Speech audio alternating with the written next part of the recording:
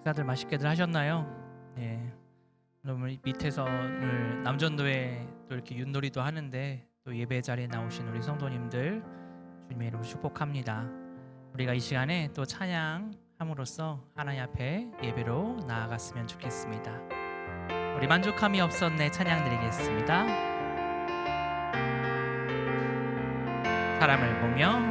사람을 보며 세상을 볼 때 만족함이 없었네.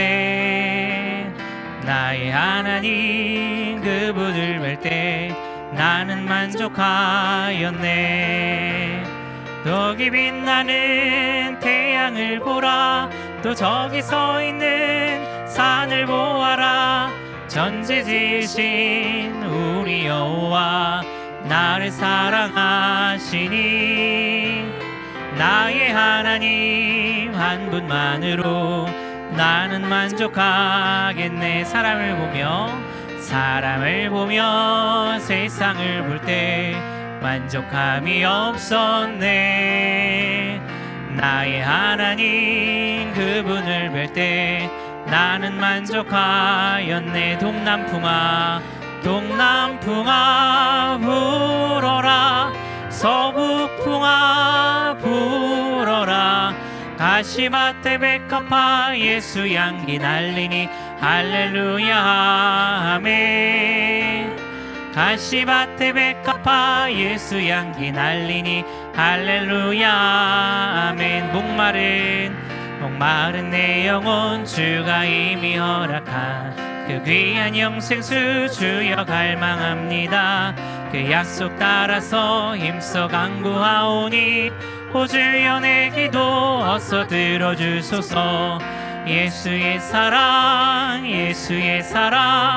바다 물결같이 내게 임하니 영광의 물결에 온전히 쌓여서 내 영혼의 기쁨 한량없도다.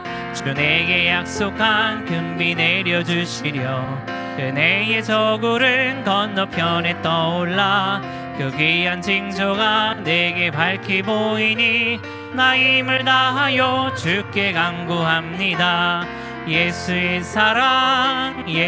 사랑 바다 물결같이 내게 임하니 영광의 물결에 온전히 쌓여서 내 영혼의 기쁨 한량없도다. 은혜의 소낙비 지금 흡족히 내려 구원의 큰 강물 흘러차고 넘쳐서 내 주한 모든 죄 모두 씻어버리니 나 지금 은혜를 충만하게 받았네. 예수의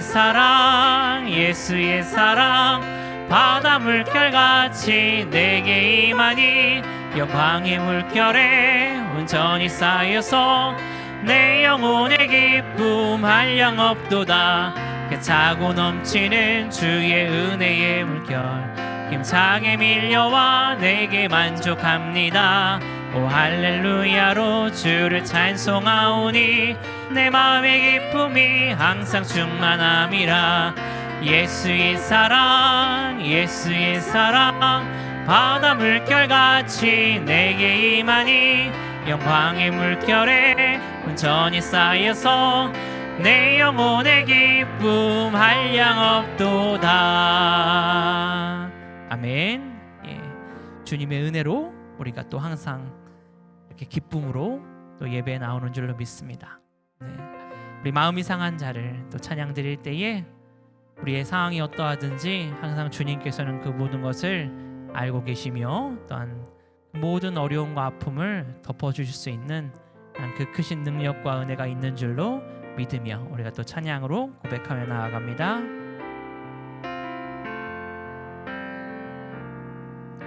마음이 상한 자를 고치시는 주님, 하늘의 아버지 날 주관하소서.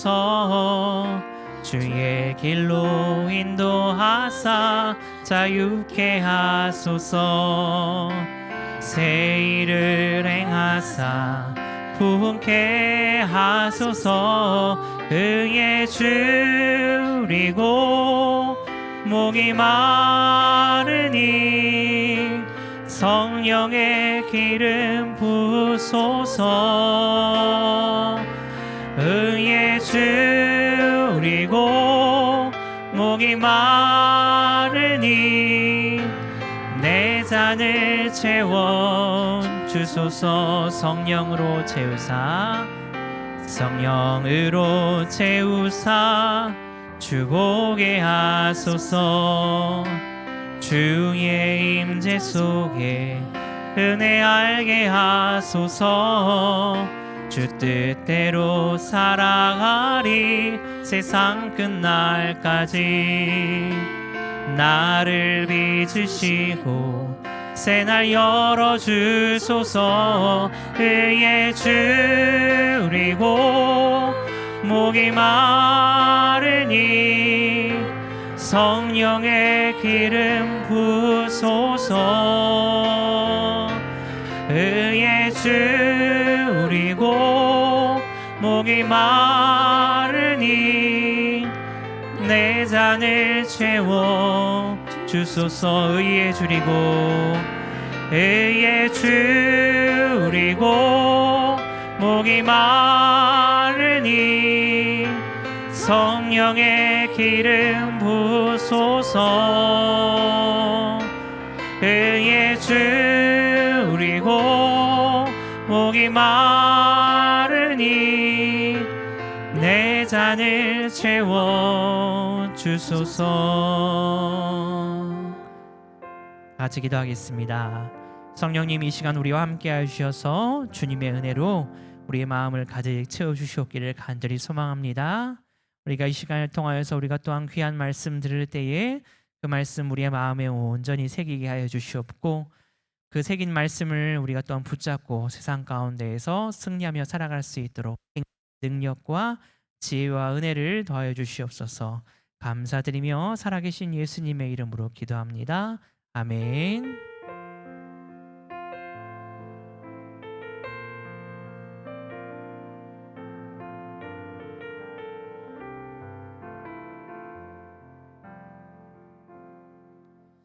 오늘 우리에게 주시는 하나님의 말씀은 신약성경 누가복음 19장 1절부터 10절까지입니다.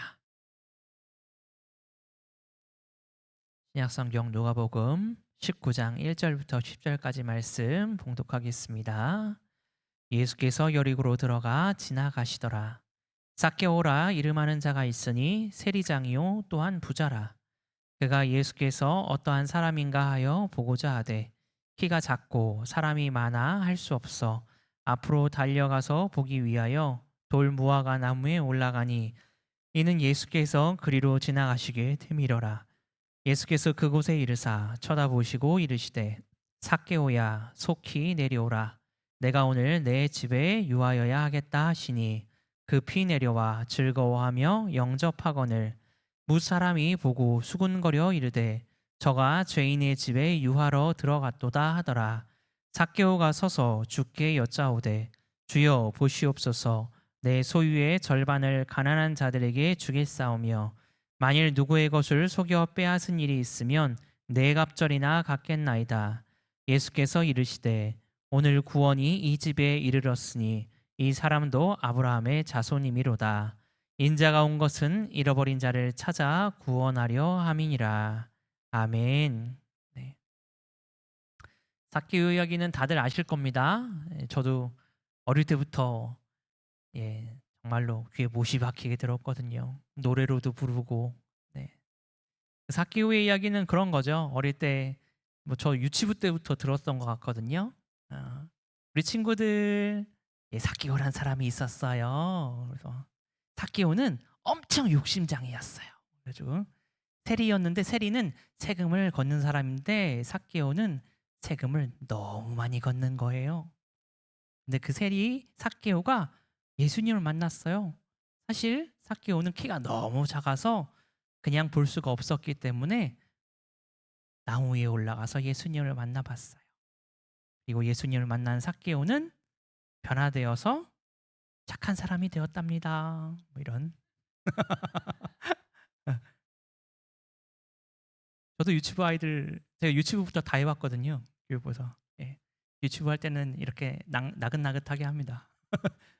청소년부 할 때는 좀 억세게 하지만 그렇습니다. 그런 삭개오가 변화되었다는 이야기를 우리는 많이 알고 있습니다. 그렇다면 삭개오가 변화된 이유는 무엇일까요? 그저 단순히 예수님을 만나고자 하는 그 마음, 그 열정 때문이었을까요? 삭개오의 변화는 어떤 것입니까? 그의 그 집착했던 돈, 예. 우리도 많이 집착하잖아요, 그렇죠? 예. 그 돈을 내려놓은 것이죠.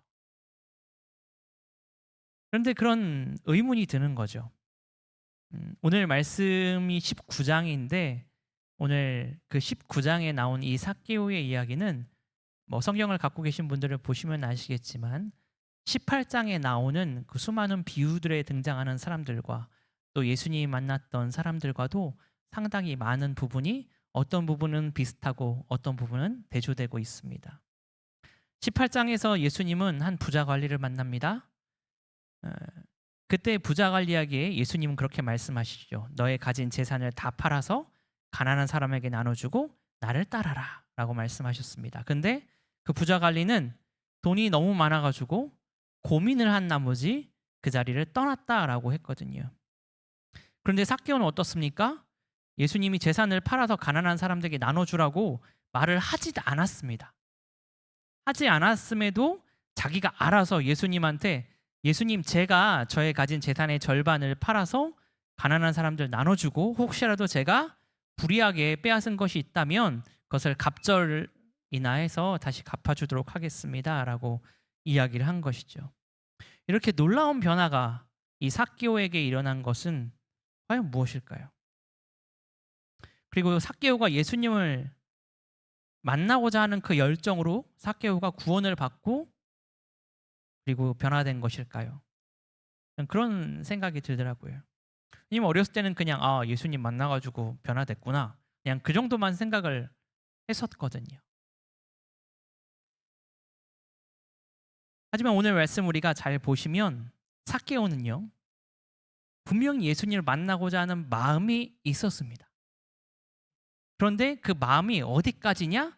나무에 올라가는 것까지였습니다. 정작 예수님께서 저 멀리 보이자 그는 예수님을 부르지 못했거든요. 예수님 나무 위에까지 막 간신히 그 키 작은 사람이 나무 위에 올라가려면 얼마나 힘들었겠어요. 막 이렇게 어떻게 올라갔는데 정작 예수님이 저기서 보이자 예수님 저 여기 있습니다 라고 하지 못한 거죠.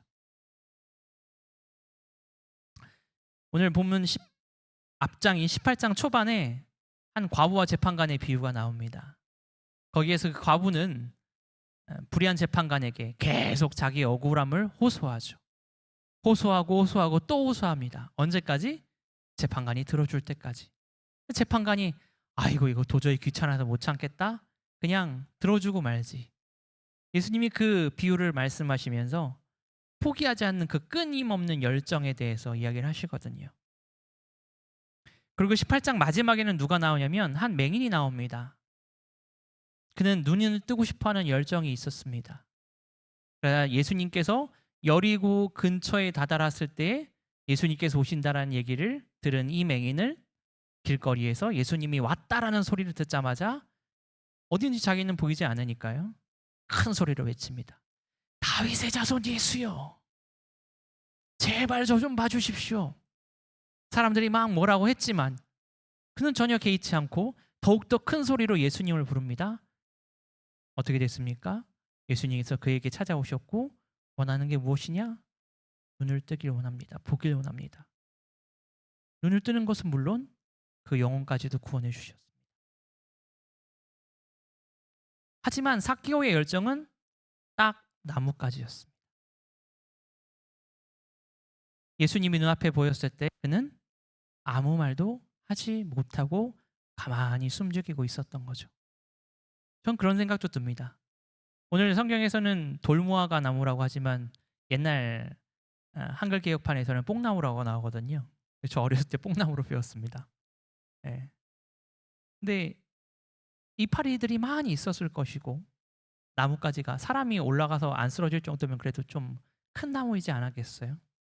그럼 거기에서 가만히 있는 이 작은 삭개오를 과연 사람들은 볼 수 있었을까?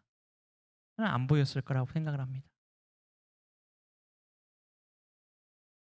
그런데 그런 상황에서 오히려 예수님께서 먼저 삭개오가 있는 그 나무에 오셔서 삭개오를 쳐다보시고 보시는 것이죠.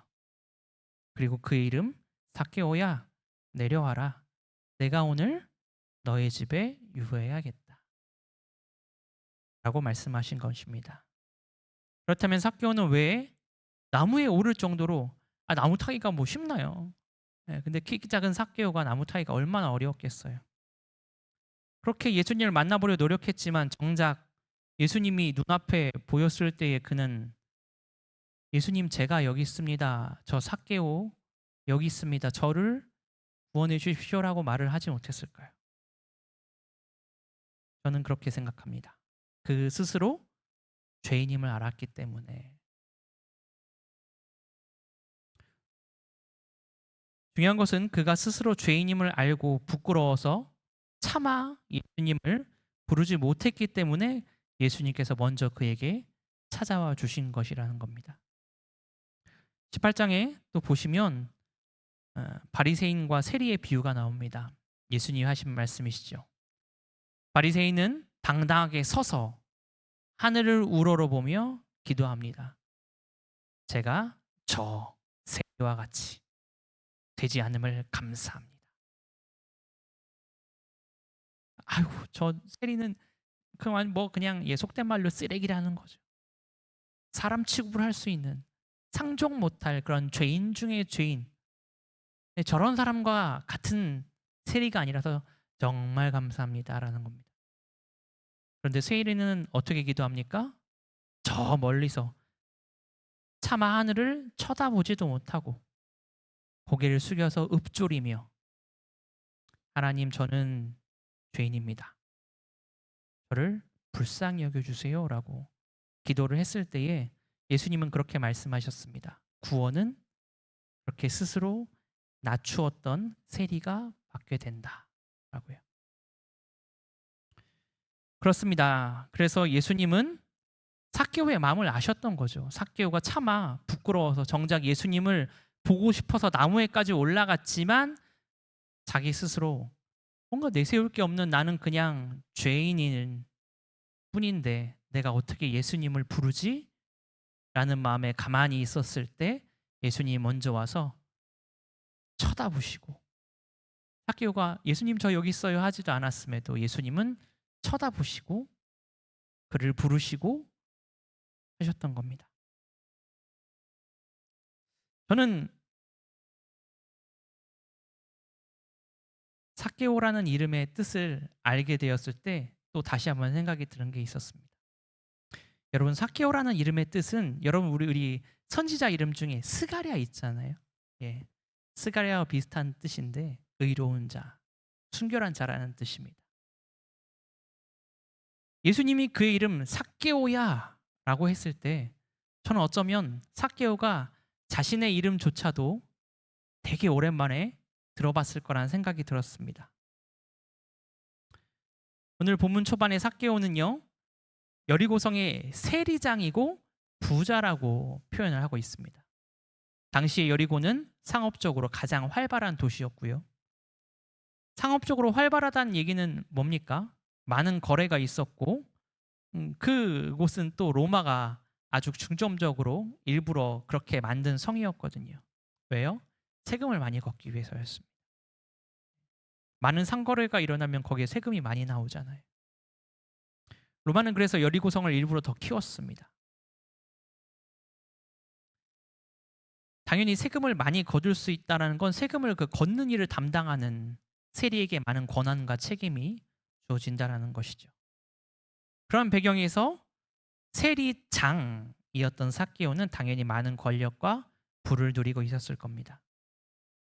그러하게 감히 세리장인 이 삭개오의 이름을 함부로 부를 사람은 아마 없었겠죠. 그리고 그가 자신의 이름으로 잘 불리우지 않았을 것이라고 제가 생각하는 것은 그 이름 아까 제가 말씀드렸지만 그 뜻이 의로운 자, 순결한 자라는 뜻을 가지고 있었기 때문입니다. 왜냐하면 그는 자기 이름은 의롭고 순결한데 정작 그의 삶은 어떤 삶이었습니까? 자신의 나라를 억압하는 로마를 위해서 세금을 걷는 일을 하는, 예. 그것도 원래 걷어야 되는 세금보다 더 많이 걷어서 자신의 재산을 불렸던 세리들, 그 중에서도 장, 얼마나 악독하게 자기 같은 민족인 이스라엘 사람들의 돈을 착복해서 자신의 재산을 만들었겠어요. 근데 그런 사람의 이름이 의로운 자, 순결한 자인 겁니다. 사람들이 삭개오의 이름을 부르고 싶었을까요? 가당키나 할까라고 사람들이 생각했을까요?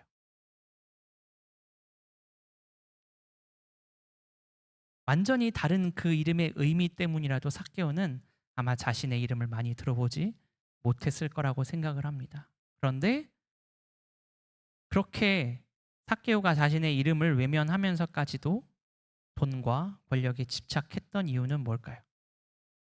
그건 아마 우리가 성경에서도 봐서 알다시피 그의 작은 키로 인한 컴플렉스였기 때문이겠죠. 얼만큼 작은지는 모르겠습니다만 성경에 뭐 그냥 작다라고 대놓고 표현한 것을 보면 아마도 뭐 외소증이든 아니면 진짜 어린아이와 같이 작았든 어떤 이유가 있었겠지요. 어릴 적에 얼마나 놀림을 받았겠어요. 제가 지금 166이거든요. 제가 작은 키입니다.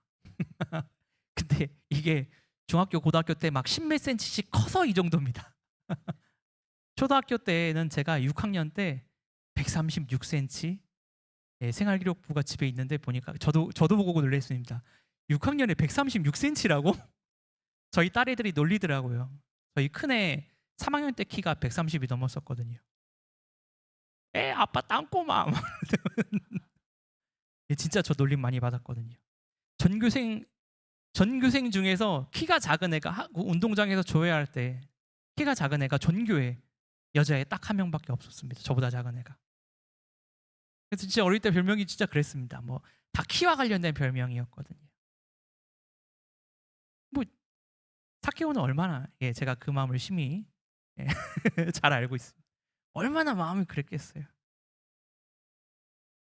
당시 그 장애를 갖고 있는 것은 또 어, 부모든지 아니면 자신이든지 죄를 지어서 하나님께 저주를 받은 결과다라고 사람들은 생각을 했거든요. 그러니까 삭개오가 어릴 때부터 얼마나 많은 모멸과 괄시를 받았겠습니까? 결국 그가 이 모든 괄시와 무시를 이겨내려면 나는 돈을 벌어야 돼라고 생각을 했겠죠. 나는 돈을 벌어서 권력을 잡아야 돼, 힘을 얻어야 돼라고 했을 것입니다.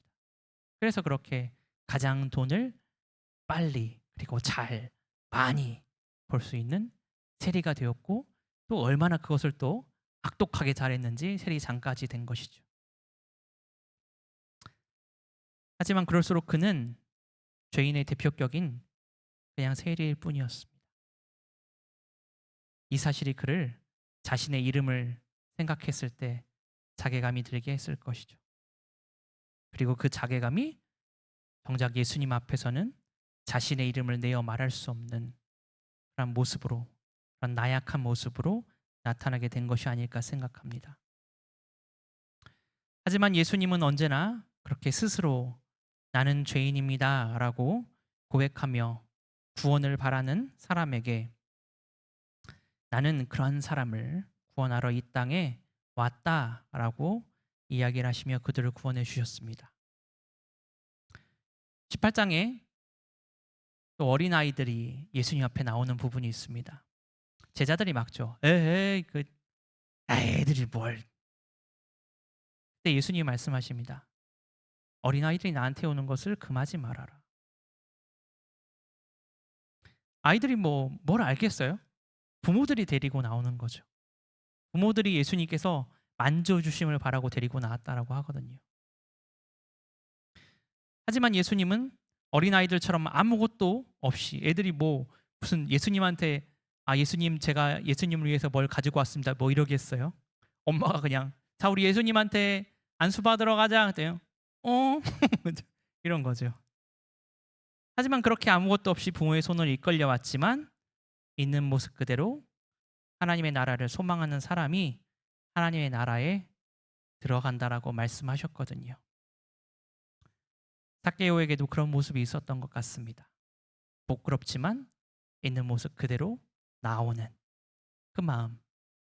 예수님께서는 그 마음을 보시고 비록 자신의 이름과 현재 자신의 살아왔던 삶이 서로 상반되어서 그 자괴감이 오는 것 때문에 차마 자신의 이름을 내어 말할 수 없지만 그러나 구원받고자 하는 주님을 만나고자 하는 그 마음, 그 열정, 그 소원 그것을 보시고 예수님은 그에게 은혜를 베푸신 겁니다. 그 은혜는 무엇입니까? 바로 오늘 본문에서 삭개오에게 내려와라.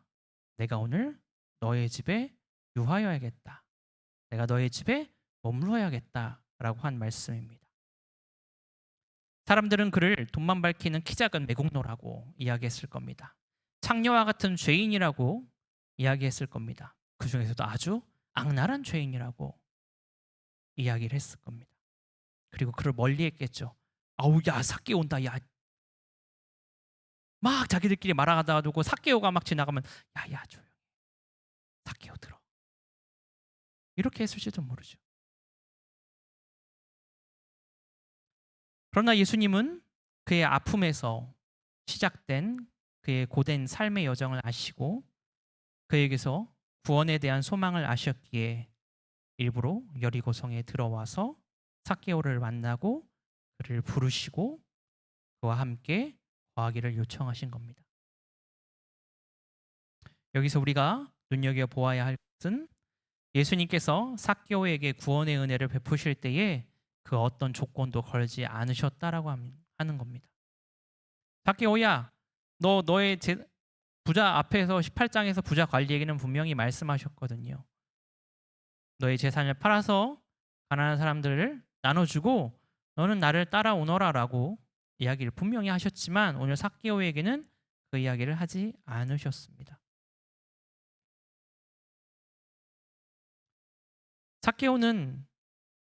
삭개오가 그 말을 한 부분이 있죠. 오히려 삭개오가 먼저 예수님에게 말을 하죠. 예수님을 자신의 집으로 모신 후에 삭개오가 서서라고 이야기를 시작을 합니다. 예수님에게 내 소유의 재산의 절반을 가난한 사람들에게 나눠줄 것이고 그리고 내가 혹여라도 잘못해서 속여서 빼앗은 것이 있다면 갑절로 갚아주겠습니다 라고 합니다. 하지만 그 부분은 주석들을 봤을 때에 어떤 삭개오가 변화되어서 그런 고백을 했다라기보다는 그 앞부분에 사람들이 뭐라고 이야기를 하냐면 예수님께서 삭개오의 집에 들어갈 때에 여러 사람들이 수군수군 됐다라고 하는 겁니다. 뭐라고 했을까요? 오늘 본문에서 보시면 아시겠지만 야, 저 예수가 죄인의 집에 들어가네. 예수도 뭐 별거 없네. 끼리끼리 논다고. 야, 어떻게 세리의 집에 들어가? 저기서 뭘 하려고? 세리한테도 뇌물 받는 거 아니야? 예수도 참 안 되겠네. 그 수군거림을 듣고 삭개오가 나는 더 이상 이제 예수님을 모신 이상 난 더 이상 이제 이전에 살았던 그 죄인의 삶을 살지 않겠다라는 다짐이 오늘 이야기 나왔던 부분이라는 것이죠. 물론 삭개오는 구원을 받았고 변화된 게 맞습니다. 하지만 그 변화는 그에게 주어진 구원의 조건은 아니었습니다. 예수님은 아무 말씀하지 않으셨거든요. 너 이렇게 해야 구원받는다. 너 재산 다 팔아서 가난한 사람 나눠 주어야지 구원받는다 라고 하지 않으셨습니다. 예수님께서는 그의 다짐과는 상관없이 그의 구원에 대해 이렇게 말씀하셨습니다. 오늘 구원이 이 집에 이르렀으니 그 집에 무엇이 왔다고요? 구원이. 그 구원이 누굽니까? 예수님이시죠. 예수님이 왔기 때문에 구원을 받은 거지, 삭개오가 막 자기의 재산을 막 다 헌납하고 뭐 이렇게 해서 구원을 받은 게 아니라고 하는 것입니다. 그가 구원받은 이유는 예수님께서 나무 위에 있는 작디 작은, 그리고 부끄러움으로 아무 말 할 수 없는 그를 보시고, 삭개오라고 하는 의로운 자, 순결한 자라고 하는 그의 이름을 부르시고, 내가 너의 집에서 함께 해야 하겠다고, 내가 너와 더불어 먹고 또 마심으로써 너와 동행하여 너를 하나님의 백성으로 살게 하겠다라는 그 요청을 하셨을 때에 삭개오가 급히 내려와 영접하였기 때문인 것입니다. 그리고 그의 집에 예수님을 모시고 가장 좋은 자리에 예수님을 앉힘으로써 그의 삶의 주인의 자리를 더 이상 내가 아닌 예수 그리스도께서 주인 되시도록 했기에 그는 구원을 받은 것입니다. 요한복음에서는 말합니다. 영접하는 자, 곧 그 이름을 믿는 자들에게는 하나님의 자녀가 되는 권세를 주셨으니. 여러분, 우리가 구원을 얻고 영생을 얻는 것, 결코 우리가 착한 일을 해서가 아닙니다. 우리가 구원받을 자격 조건이 충분하기 때문에 우리가 구원을 얻고 영생을 얻는 것이 아닙니다.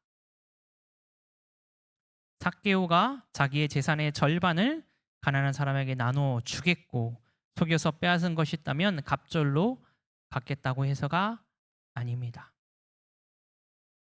앞에 18장에서 예수님과 부자 관리의 대화에서 예수님은 분명히 말씀하십니다. 부자가 하나님 나라에 들어가기가 낙타가 바늘기에 들어가는 것보다 어렵다. 제자들이 이야기를 합니다. 아니, 그럼 도대체 누가 구원을 받을 수 있습니까? 라고 물어보죠. 그때 예수님의 대답은 사람이 할 수 없는 것을 하나님은 다 하실 수 있다 라고 하시는 겁니다. 나의 능력, 지혜, 부, 권세, 힘, 그 어떤 것도 내가 가진 것으로는 결코 구원을, 영생을 얻을 수가 없습니다. 오직 하나님이시기 때문에, 예수님이시기 때문에 우리에게 구원을 주실 수 있는 겁니다. 우리가 구원을 받기 위해서 할 수 있는 그것은, 아니, 예수님의 그 구원의 은혜 앞에서 취해야 할 것은 오직 예수 그리스도를 영접하는 것입니다. 예수를 내 구주로, 주인으로 영접하면 그분이 다 하십니다.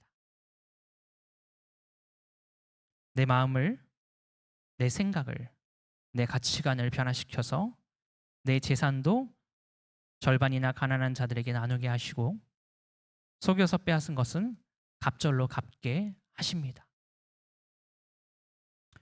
오늘 우리가 누가복음을 읽었습니다만 누가가 또 기록한 또 다른 성경책인 사도행전에서 예수님을 구주로 영접하고 변화된 사람들의 삶이 그렇지 않습니까?